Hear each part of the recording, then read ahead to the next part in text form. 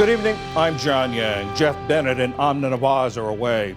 On the NewsHour tonight, President Trump sues the Wall Street Journal amid questions about his past relationship with Jeffrey Epstein.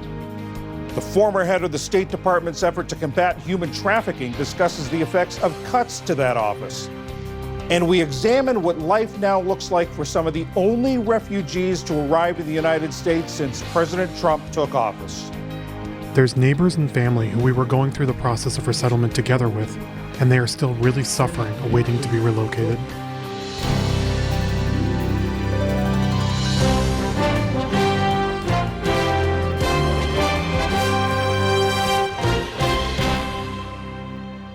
Major funding for the PBS NewsHour has been provided by friends of the NewsHour, including Jim and Nancy Bildner and the Robert and Virginia Schiller Foundation.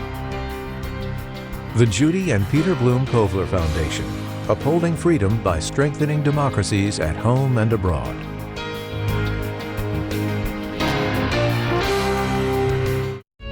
The William and Flora Hewlett Foundation, for more than 50 years advancing ideas and supporting institutions to promote a better world at hewlett.org. The John S. and James L. Knight Foundation, fostering informed and engaged communities. More at kf.org.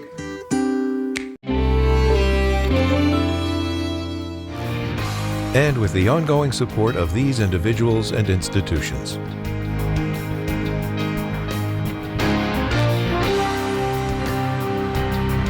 And friends of the NewsHour.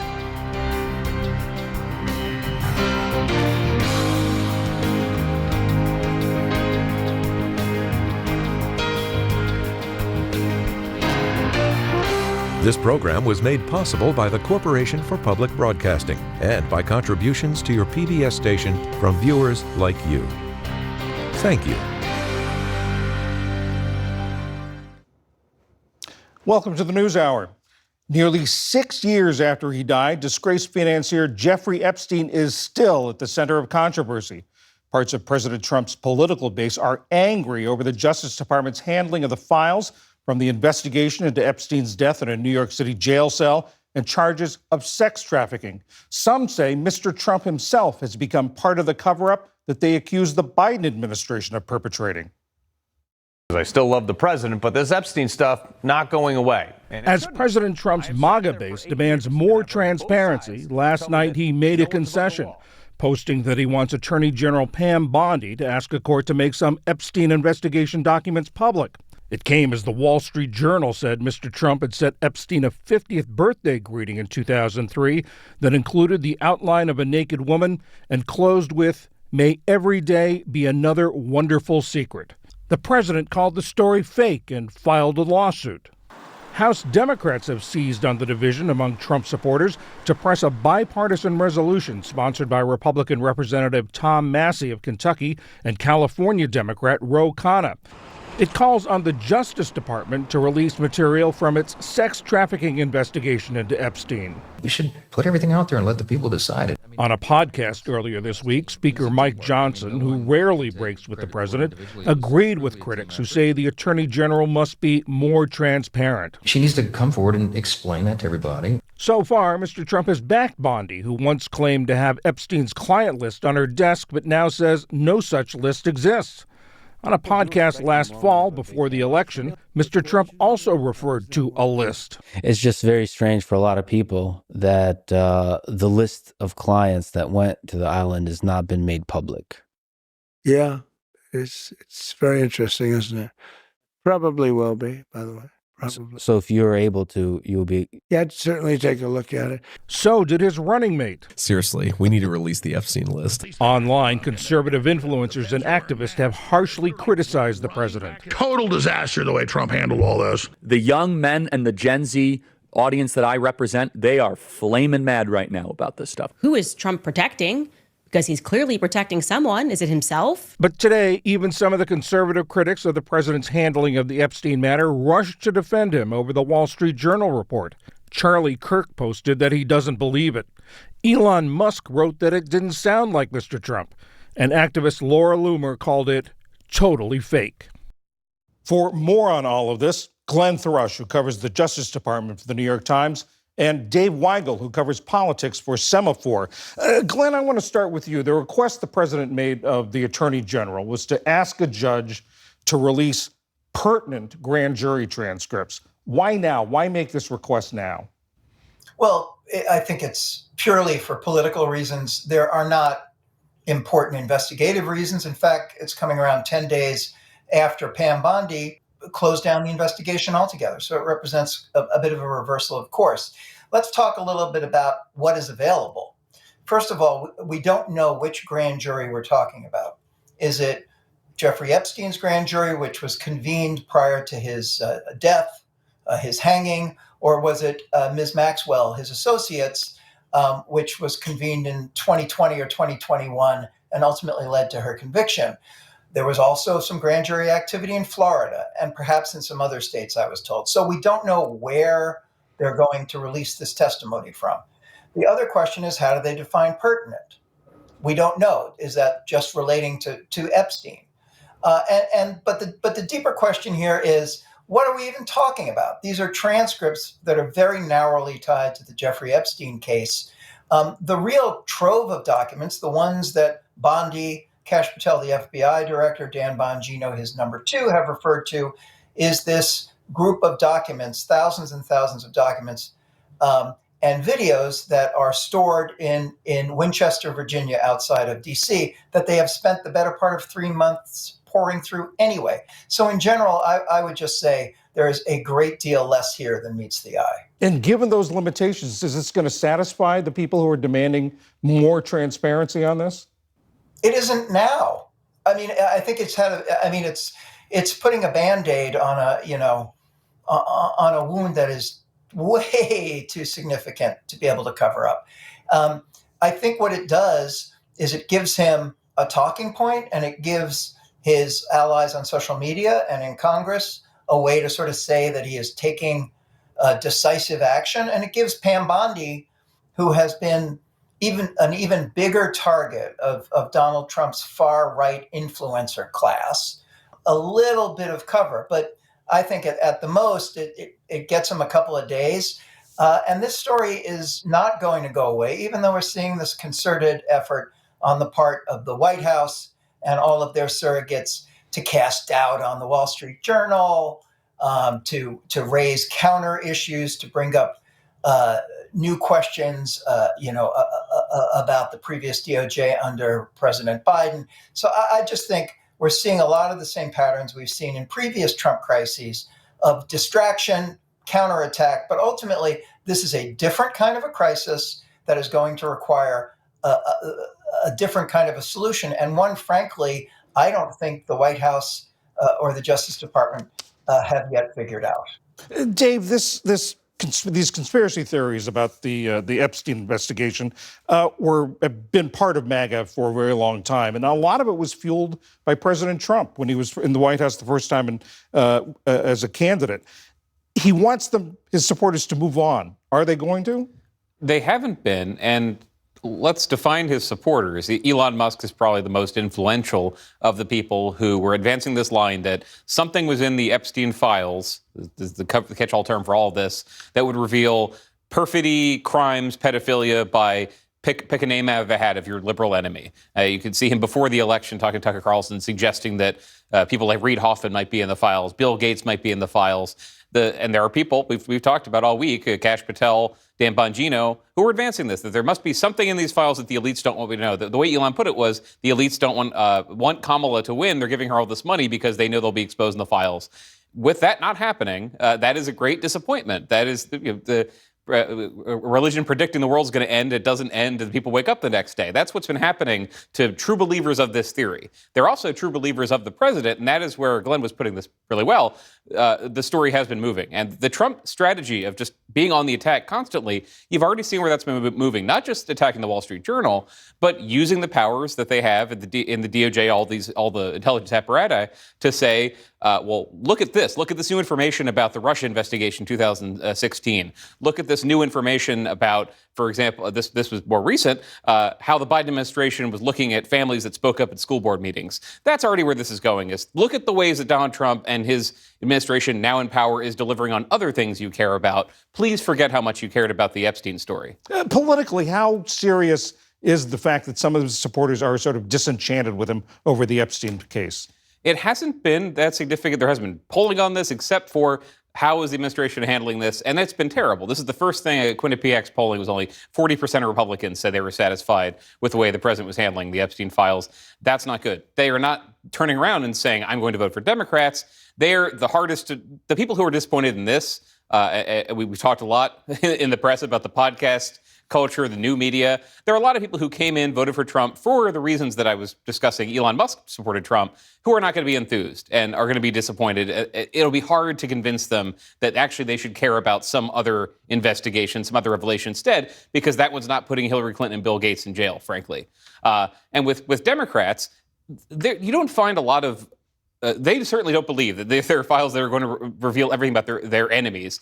They have these photos. We've all had the photos of Donald Trump and Jeffrey Epstein together. They've always seen this as something sort of embarrassing to Trump, but something that wasn't going to take him down. Dave Weigel of Semaphore, Glenn Thrush of the New York Times, thank you both very much.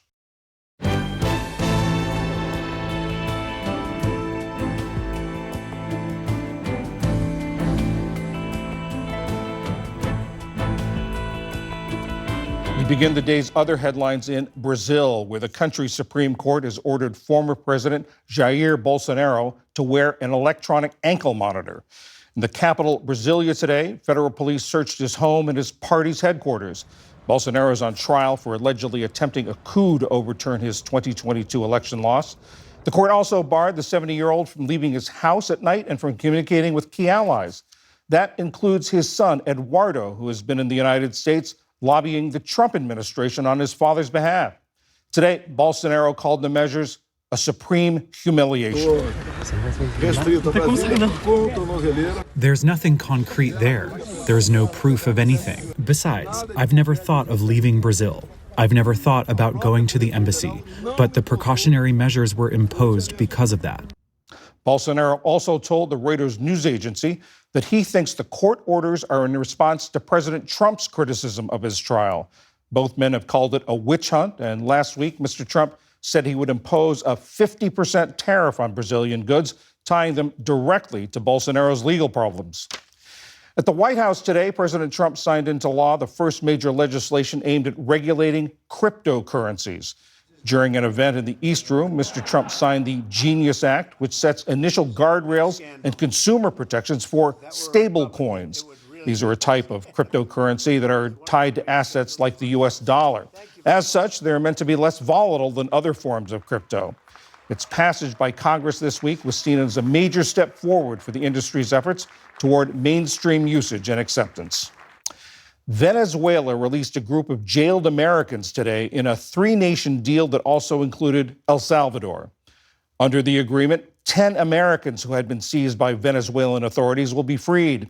In exchange, El Salvador will send back some 300 migrants to Venezuela who had been deported from the United States and were being housed in a notorious Salvadoran prison.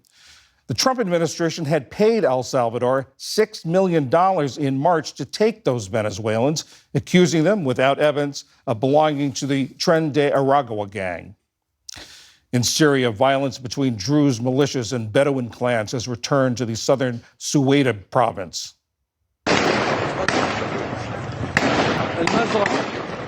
Clashes erupted overnight after a brief period of relative calm following a ceasefire agreement.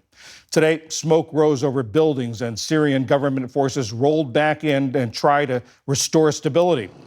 The conflict between the Druze and the Bedouin tribes broke out Sunday. Fighting has already killed hundreds of people and displaced nearly 80,000 others. Government-linked forces are accused of siding with the Bedouins, executing Druze civilians and burning their homes. Health officials in the Gaza Strip say overnight Israeli airstrikes killed at least 18 people, including children. Morgue records show that one strike in the southern city of Khan Yunis killed 4 members of the same family. People there dug through the rubble looking for the remains of their relatives. They are still under the rubble. We haven't been able to get them out yet, even in small pieces. The largest piece is the size of the palm of your hand. The rest of the pieces are not there. Also today, Christian leaders from Jerusalem visited Gaza's only Catholic church a day after Israeli shelling struck its grounds.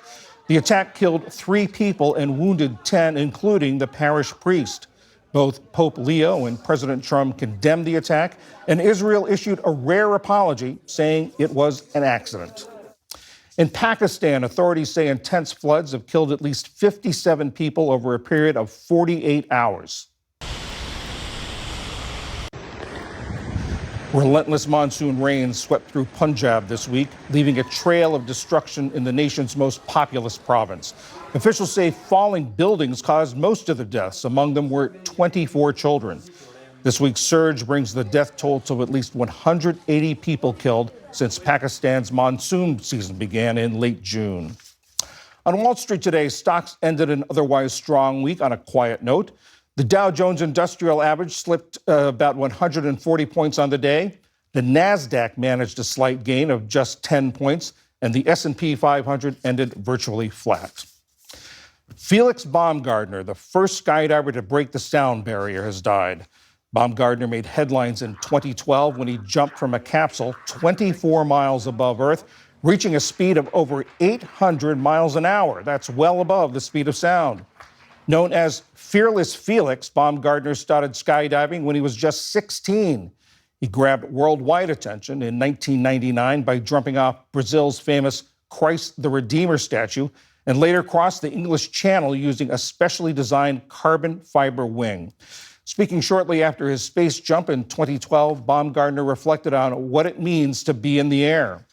It doesn't matter if it's paragliding or skydiving or flying with my wingsuit or the wing which I was using when I crossed the English Channel, or flying helicopters. Most of the pilots, when they land, it's like they feel at home. For me, it's the other way around. I'm at home in the sky.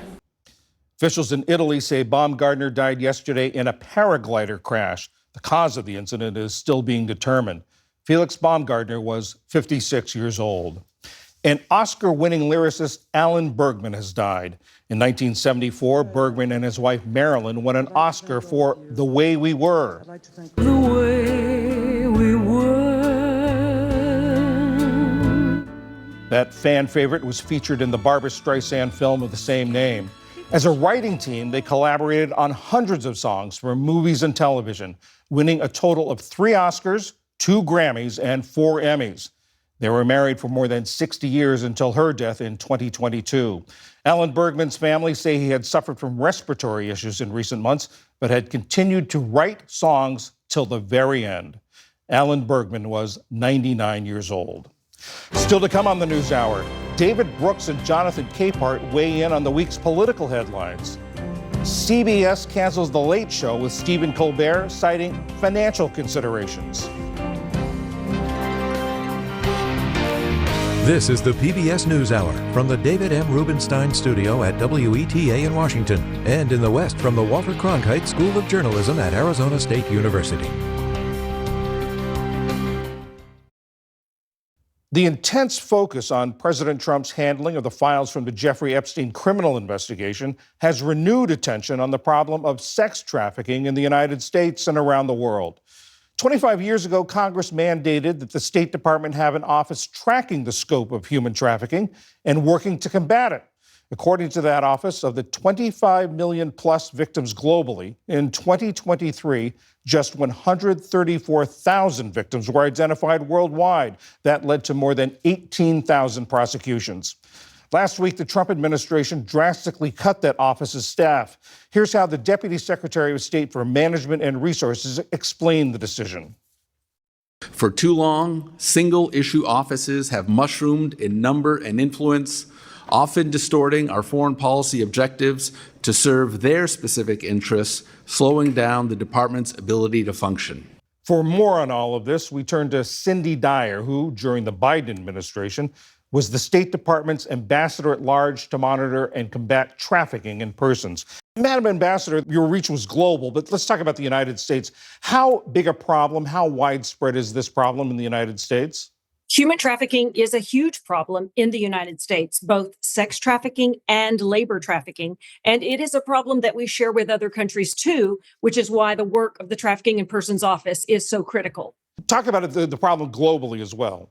Our records for the 2023 show that more than 10,000 victims, both domestic victims and foreign national victims, received services from DOJ funded grants. And so that's more than 10,000 individual victims receiving services. And we know that there are many more victims who never access services or who never self-identify. And the term trafficking covers a broad range of activities. It's not just what I think people imagine from television shows and movies. Talk a little bit about that. What's the range of things that fall under that? In the United States, the Trafficking Victims Protection Act says that severe forms of trafficking include exploitation in forced labor and exploitation in commercial sexual exploitation or sex trafficking. In the United States, we see both types of victims. Of those victims who received services from Department of Justice monies, we know that 69% were victims of sex trafficking, 19% were victims of labor trafficking, and importantly, 7% were victims of both types of trafficking. Labor trafficking, what does that look like? That is when a person is forced through force, fraud, or coercion to engage in labor that they don't voluntarily consent to do. And so it can include many things. It can include being forced to work in a plant and not being paid, or it can also be, importantly, forced criminality, forced to engage in a crime that you did not want to do. You heard the current Deputy Secretary of State for Management and Resources explaining why this. He said this is being cut. He said these single-issue offices have mushroomed. He said, and they've gone beyond the intent and sort of serve other purposes. What do you say to that? Well, I would say that this single-issue office was created by a mandate from Congress. The Trafficking Victims Protection Act, which has been a bipartisan piece of legislation in place for 25 years, mandated the creation of this single issue office. And it has received broad bipartisan support for 25 years. And I think it's important to note that the reason Congress created this office is because Americans demanded that the United States do something. They don't see this as a fringe issue. Americans do not want children being sexually exploited. Americans do not want to purchase goods made with slave labor. And American companies definitely do not want to compete with companies who don't have to pay their workers. So that's why Congress created the office, and it was created as a single issue office because without the office, these topics would not receive the attention that the American people want. And the administration also says that other parts of the State Department could do this. It doesn't have to be centralized here. What do you say to that? I would say that the Trafficking Victims Protection Act outlines very specific duties that the Trafficking in Persons Office must do. They are complicated, they are legally convoluted, and they require the attention of people who are experts in this issue.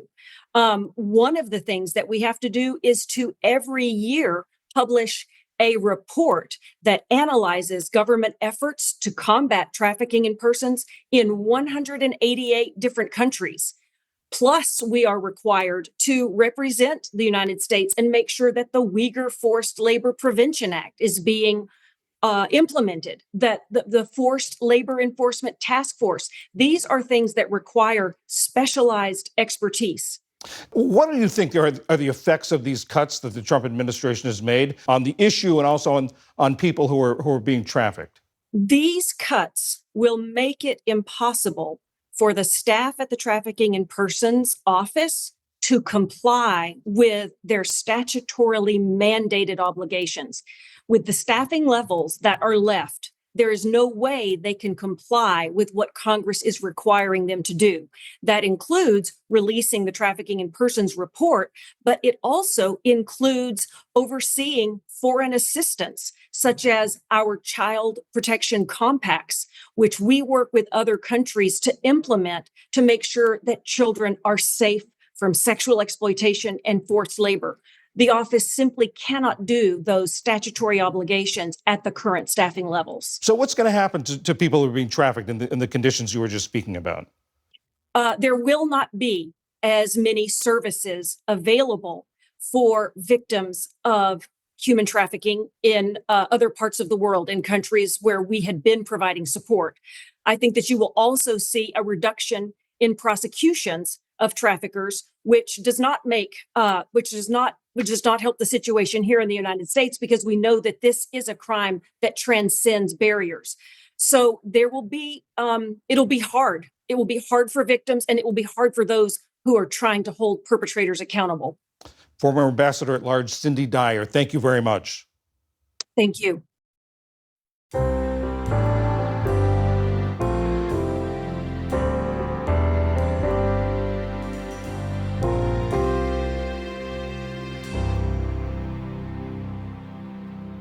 Shortly after being sworn into office, President Trump indefinitely suspended refugee admissions to the United States.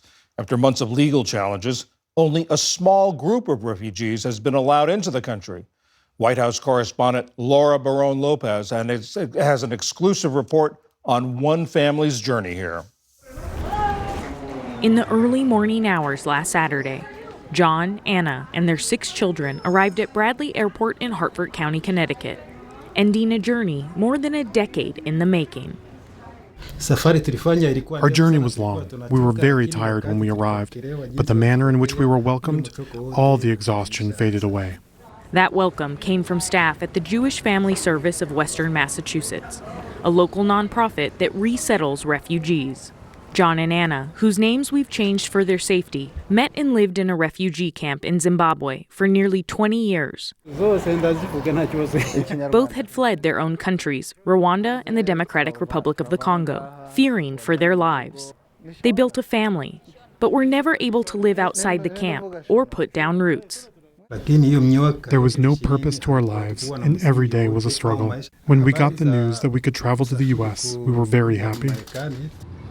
But the family's arrival in their new home is 5 months late.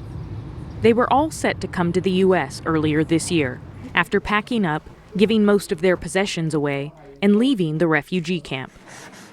But then, hours after taking office on January 20th, President Donald Trump indefinitely stopped all refugee admissions, following through on a campaign promise. On day one of the Trump presidency, I will restore the travel ban, suspend refugee admissions, stop the resettlement. What did you think when you found out you could not come to the U.S. anymore? I felt very bad because we had already given everything away. We didn't have anything else to sell to get funds when we returned to the camp. A promise has been made, and a promise should be kept. Mark Hetfield is the head of HIAS, one of 10 mostly faith-based organizations that the federal government has long contracted to resettle refugees. HIAS joined a class action lawsuit in February to restore the U.S. refugee admissions program. In the meantime, they argue, all refugees who have already been approved should be allowed to enter the country. What is the legal argument for why these 128,000 that had previously been approved should be able to come in? That these refugees have already been through an exhaustive process, that Congress authorized this program, and that these refugees have already established their eligibility for it. And they have the approval notices to prove it. In May, after months of appeals, a district court partially agreed. Thousands of refugees who had booked travel to the United States must now have their cases reconsidered by the government. And the federal judge ruled that 160 refugees who were due to arrive within 2 weeks of Trump's executive order be immediately admitted. That number dropped to around 80 after President Trump imposed a new travel ban in June. But for John, the news his family could finally enter the United States felt like divine intervention. From my side and my family, we felt as if the heavens had opened up for us. I swear it was like news that had come to wipe our tears away. John and his family are the first refugees that HIAS and partner organization Jewish Family Service have resettled since January 20th, said Rabbi James Green. But our team jumped into action. The team that used to be our reception and placement team, the gang got back together and set about doing all of the things that we are trained and experts in doing. That included packing hygiene kits, stocking up on groceries, and even finding community members to make a home-cooked East African meal. For Abu Bakari Bigi Ramana, John and Anna's case manager, this work is personal. Because I have been there, I have been refugee, and I really understand. I know those kind of situations they've been in. Yeah. JFS helped him resettle when he arrived to the U.S. from a camp in Tanzania in 2017. He says this year has been a difficult one. So when you've been doing this kind of work, helping people, you just get order that you're not going to do that anymore. That is a challenge. In the aftermath of the Vietnam War, President Jimmy Carter signed the Refugee Act into law with unanimous bipartisan support in the Senate, establishing today's resettlement system. Until recently, the U.S. admitted more refugees than all other nations combined. During the first Trump administration, the number of refugees dropped a record 85%. President Biden rebuilt the program, with more than 100,000 refugees arriving last year alone. But after retaking the White House, Trump almost entirely shut down resettlement, with one exception: Afrikaner South Africans. White farmers are being brutally killed, and their land is being confiscated in South Africa. Trump has repeated false claims of mass killings of white South Africans, and in May granted refugee status to 68 members of the minority.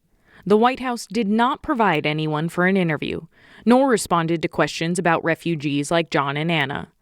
Spokesperson Abigail Jackson said in a statement to the NewsHour that the Trump administration is working to undo the damage caused by the Biden administration, who admitted countless poorly vetted migrants into the United States. But, experts say, the process to become a refugee in this country requires intensive screening, including interviews with U.S. and UN officials, medical examinations, and mandatory cultural orientation. It is a very arduous process. There is no person who comes here who is more thoroughly vetted over a longer period of time than a refugee.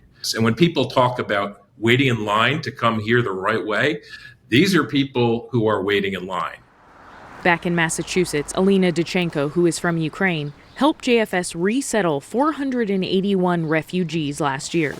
Apart from John and Anna, she now only works with clients already in the U.S. How has it felt that the work that you initially were doing is now stopped? It's sad, but the end result is the same. The goal stays the same: to help families achieve self-sufficiency and build their life in the United States. Do you feel like the United States is still a welcoming place for refugees or for people like your family who fled a war? No, not at all. It's very sad to see what is happening. I don't think it feels welcoming at all. I think there's a deep sense of pain and a deep sense of loss and sadness. Rabbi James Green says John and Anna will likely be the only refugees his organization resettles this year. In this family's arrival is an acknowledgement that there are thousands of other families who had assurances who won't be arriving this year and potentially for years to come. In the same court case that ordered John and Anna be admitted, a federal judge ruled Monday that the government must allow entry to the 80 additional refugees who were blocked by Trump's travel ban. Less than a week in the U.S., John, Anna, and their children are adjusting to their new home. Firstly, we feel very safe. Secondly, we aren't hungry and we sleep in a great place. We definitely see the difference between where we were living and where we are now in the U.S. We are now finally starting our lives. Our expectation is that our kids can get a great education so they can help themselves, and we can also help ourselves. We can now live peacefully with everyone else. John thanked America for his family's warm welcome, but made one final appeal. On our end, we already have gotten a durable solution. But there's neighbors and family who we were going through the process of resettlement together with, and they are still really suffering, waiting to be relocated. Those refugees, like more than 100,000 others, are still waiting. For the PBS NewsHour, I'm Laura Barone-Lopez in Western Massachusetts. We want to thank Laura Barone-Lopez for that story and for all of her terrific work here at PBS News. She's moving on to a new opportunity, and we wish her the very best.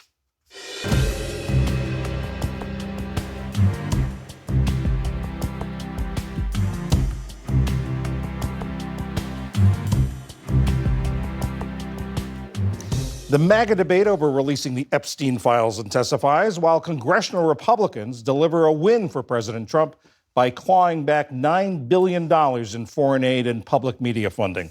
For analysis of the week, we turn to Brooks and Capehart. That's New York Times columnist David Brooks and Jonathan Capehart, associate editor of The Washington Post. It seems like this week, the biggest name this week was dominated by a guy who's been dead for 6 years, Jeffrey Epstein. David, what do you make of this? Why? I was looking at a study this week. 20 years ago, there's an Australian think tank that analyzes which country has the technological lead in all sorts of different technologies. And 20 years ago, America had the lead of the 64 most important technologies. America had the lead in 60 of them. Now, China has the lead in 57. So we've seen a massive shift, a decline in American supremacy on all sorts of technological fronts and the rise of China. This is a major shift. And I'm spending 2 weeks thinking about Jeffrey Epstein? Like, this is crazy to me. It's like, and I have to take Candace Owen, the people who, like, seriously, like the people who invented the QAnon theory, somehow all political conversation revolves around them? As far as I can understand, and this has been looked into, there seems to be no evidence so far that anybody can find that there is an Epstein list. There are a lot of people, and the fact that Donald Trump knew Jeffrey Epstein back in the day is the least surprising fact in American life. They're two rich guys with a little playboy tendencies.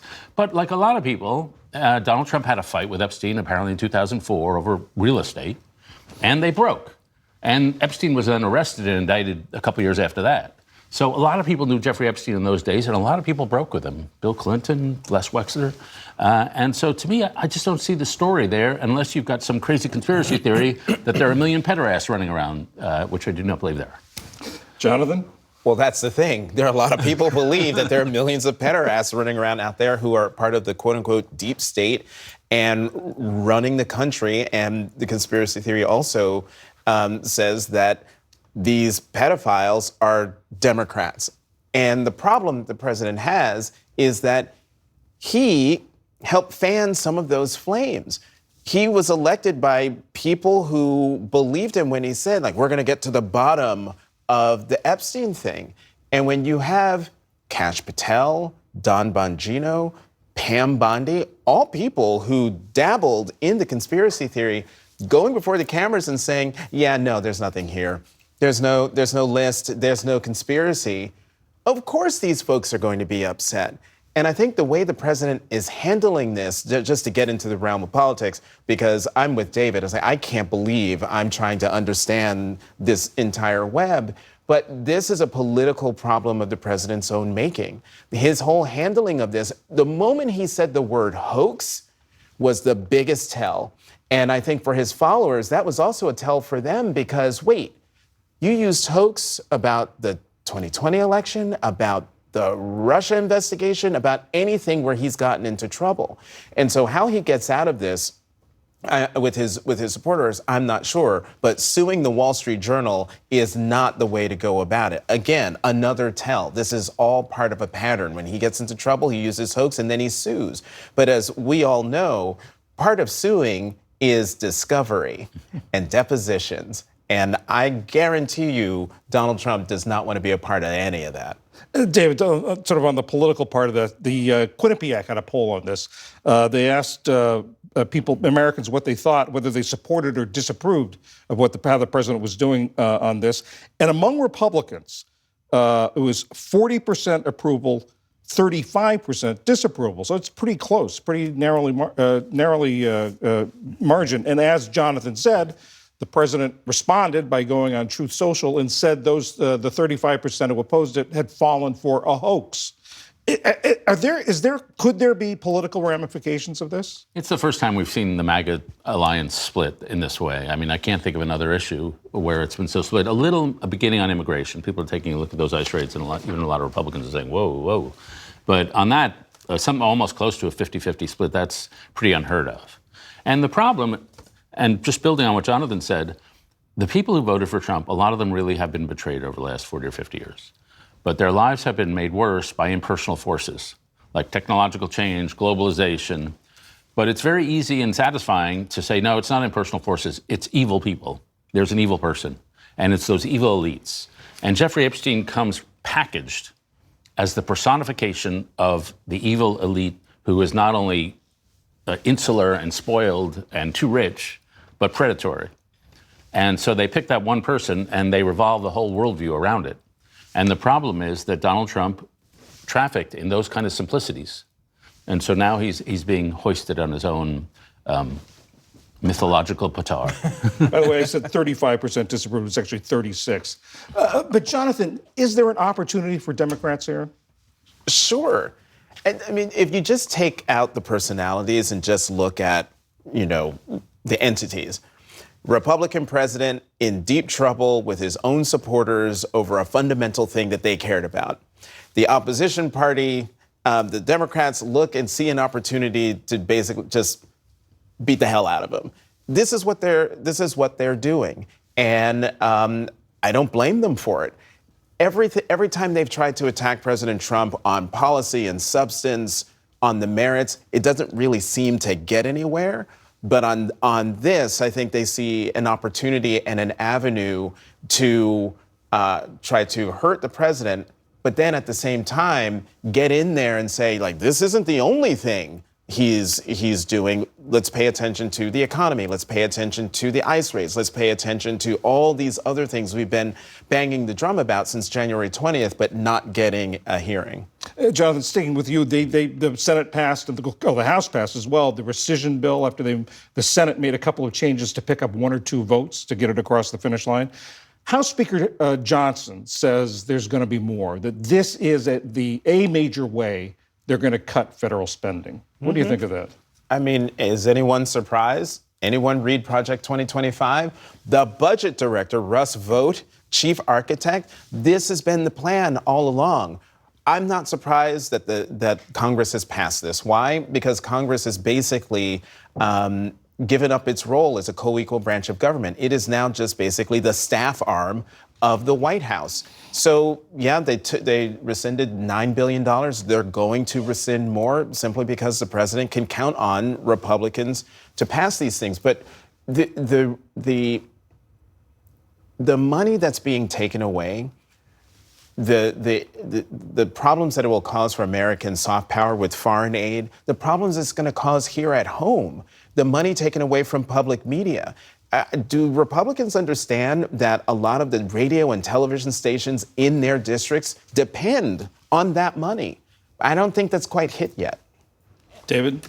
Yeah, well, first, let's compare two numbers, $9 billion, $3 trillion. And that's the cost of the tax cut to the deficits. It turns out that $3 trillion is actually bigger than $9 billion by a lot. I'm mathematical that way. And so the idea that this is matters to the budget deficit is absurd. And here I'll do my full confession. Back when I was a baby pundit in my 20s, working at places like National Review and the Wall Street Journal editorial page, I recall writing pieces that said, defund the left. And in those days, we conservatives were upset about something called the Legal Services Corporation, which we thought was skewed left. And since then, to be fair, the government has contracted with, I think, 2/3 of the nonprofits in this country to provide services. And a lot of those money goes to pretty left-wing organizations. So conservatives had some basis in thinking that a lot of federal spending was going toward one ideological side more than the other. And so that defund the left, which conservatives have talked about since I was a baby pundit many centuries ago, now they're actually doing it. The problem is that, we'll talk about ourselves, Corporation for Public Broadcasting.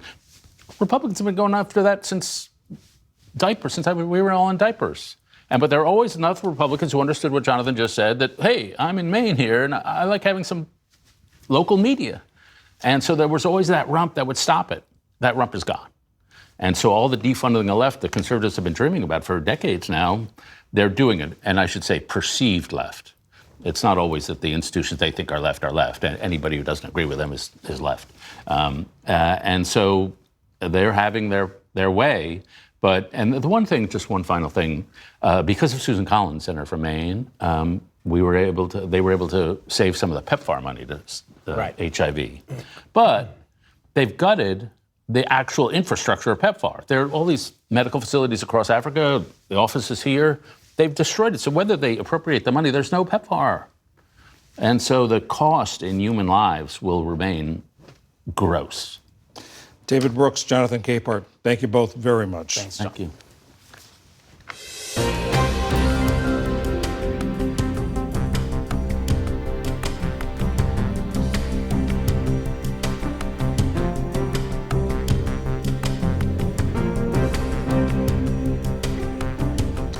Broadcast television's highest-rated late-night talk show, The Late Show with Stephen Colbert, is being canceled. Last night, Colbert announced the change, which took him and many in the industry by surprise.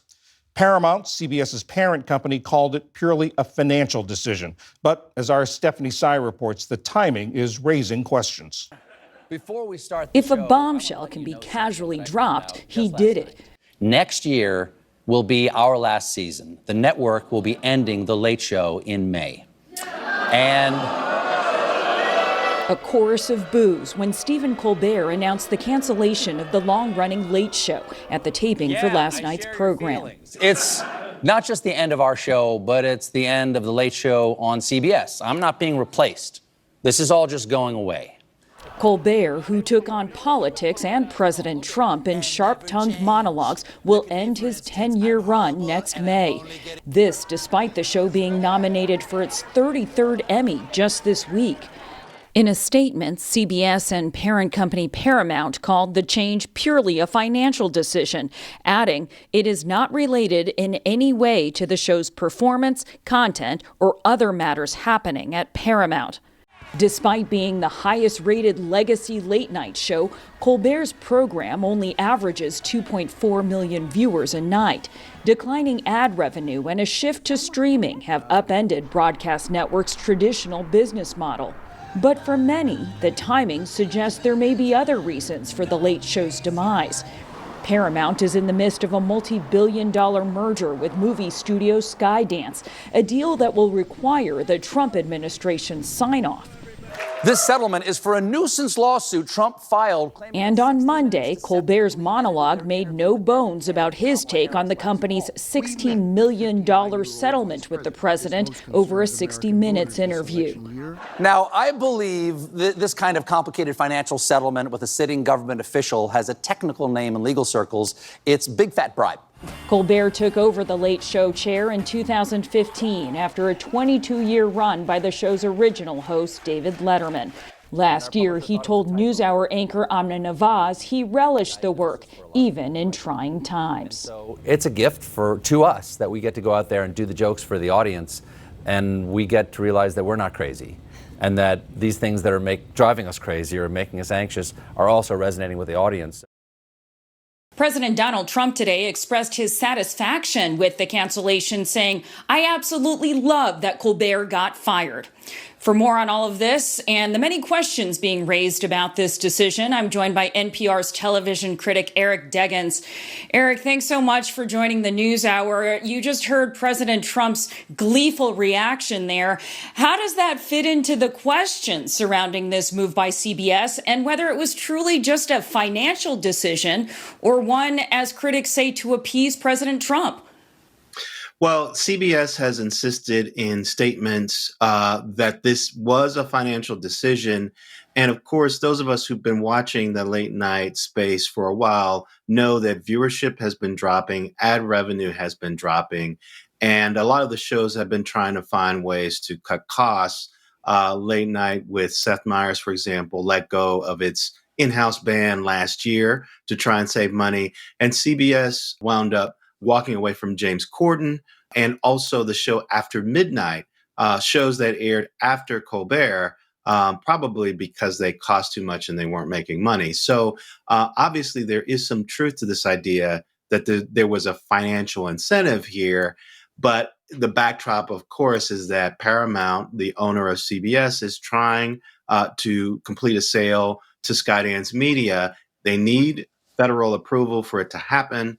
And of course, everyone understands that the Trump administration can punish media outlets that it views as in opposition to their goals. So there's always these questions about whether or not CBS and Paramount are taking action to appease Trump when they do things like this. Eric, you have to wonder if Stephen Colbert's late night show can't survive, which ones can. It's been the highest rated show, at least on the big three networks, for 9 straight seasons. Notably, Fox's 10 p.m. show Gutfeld, which Trump praised in his Truth Social post, has been beating all 3 of those programs. But what does losing the Late Show portend for the other programs in this format? It'll be tough to prognosticate what might happen here because It's entirely possible that some of Colbert's fans may wind up turning to some of these other shows in order to get their fix. When you're trying to figure out whether a show is profitable, you have to look at their expenses. And Colbert, there's some reporting that indicates that Colbert was earning at least $15 million a year as host of the show. They had, a wonderful but also expansive in-house band on that show.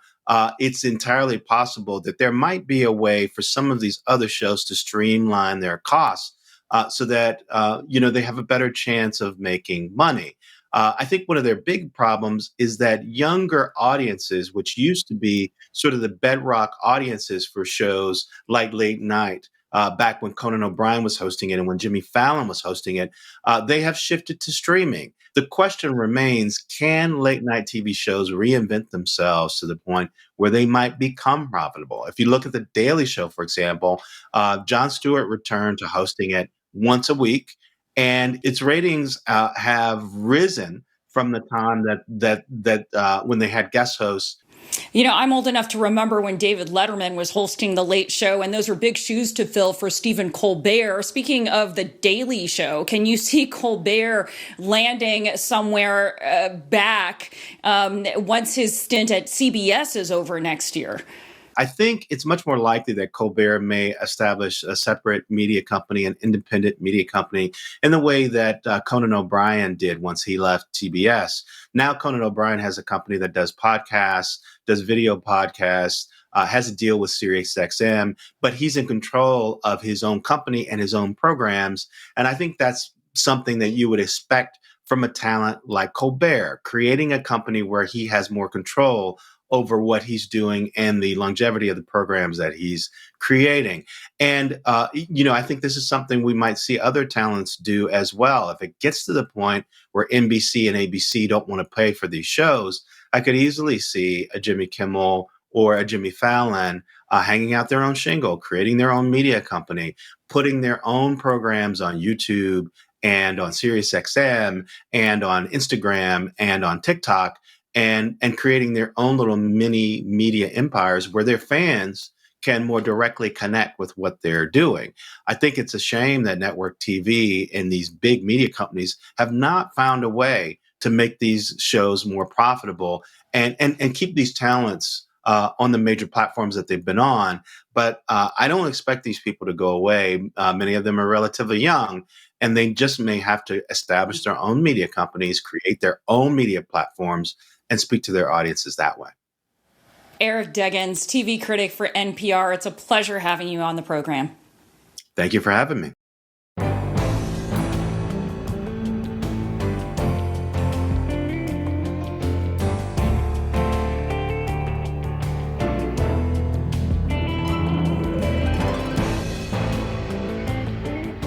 Remember, there's a lot more online, including the latest PBS News Weekly, which looks at the effects of the Trump rescissions package and his big, beautiful bill that is now law. That's on our YouTube page. And be sure to watch Washington Week with The Atlantic tonight on PBS. Jeffrey Goldberg and his panel will be discussing the consequences of the MAGA movement's growing anger with President Trump's handling of the Jeffrey Epstein files. And tomorrow on PBS News Weekend, we meet some of the thousands of transgender service members who are facing removal from the military. That's Saturday on PBS News Weekend. And that is the News Hour for this Friday. I'm John Yang. We'll see you again this weekend, and next week we'll be here. Have a great evening. Major funding for the PBS News Hour has been provided by the ongoing support of these individuals and institutions, and friends of the News Hour, including Kathy and Paul Anderson, and Camilla and George Smith.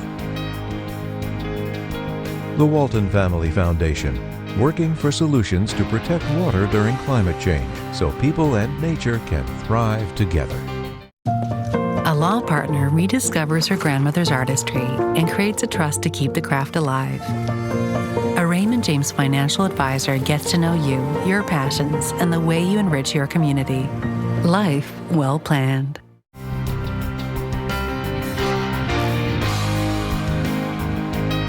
And with the ongoing support of these individuals and institutions.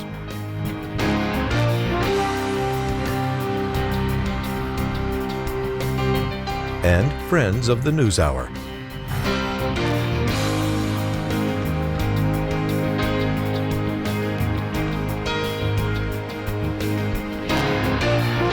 This program was made possible by the Corporation for Public Broadcasting and by contributions to your PBS station from viewers like you. Thank you.